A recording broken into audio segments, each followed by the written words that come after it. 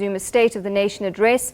This will be the second day in which parties will give their take on the state of the nation. President Zuma delivered his address to a joint sitting of Parliament on Thursday last week, and he will respond to opposition parties' questions tomorrow.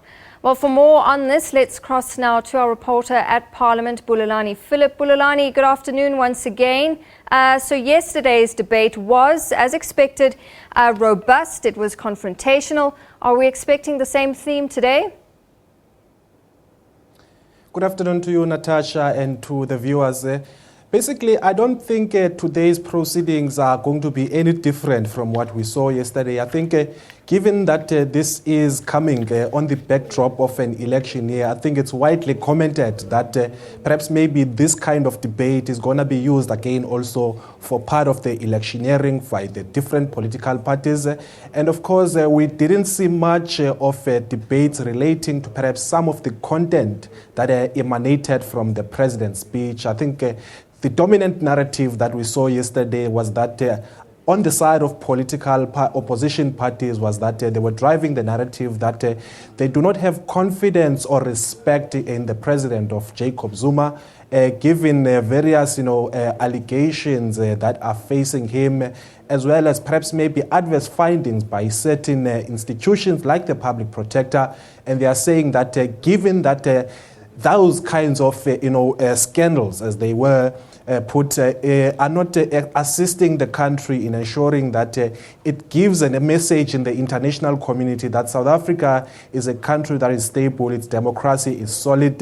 And they are saying that perhaps maybe if the president would be given an exit or steps aside, perhaps maybe we can begin to have that kind of confidence from the international communities. Of course, that charge was led by the official leader of the opposition, Mr. Mmusi Maimane, who actually gave a lot of issues as to why he believed that the president should resign, saying that he has actually contravened or allegedly contravened his oath of office and should consider resigning. And the second up was the leader of the EFF, Mr. Julius Malema, also outlining his own issues as to why he believes that the president should actually step aside as well, also touching on serious personal issues. But of course, we've seen the same narrative also driven by the National Freedom Party, and the UDM as well came in there saying that at least the president should give the House the mandate to actually try and give him a dignified exit from his office.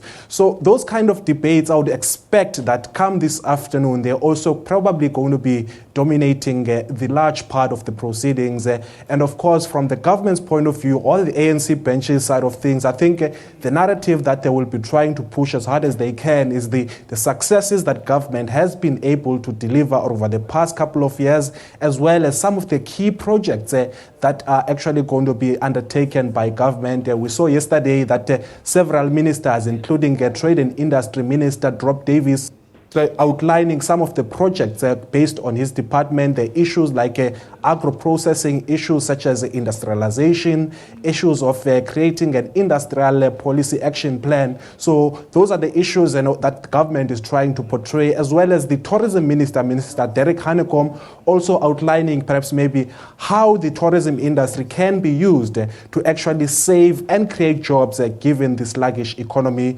Come this afternoon, we're probably going to be seeing more fireworks. All right, so we watch with keen interest to see what will happen this afternoon, Bulelani. But with regards to yesterday, the ANC has said there was weak debate from the opposition, and they're disappointed with what they called a shameful debate session.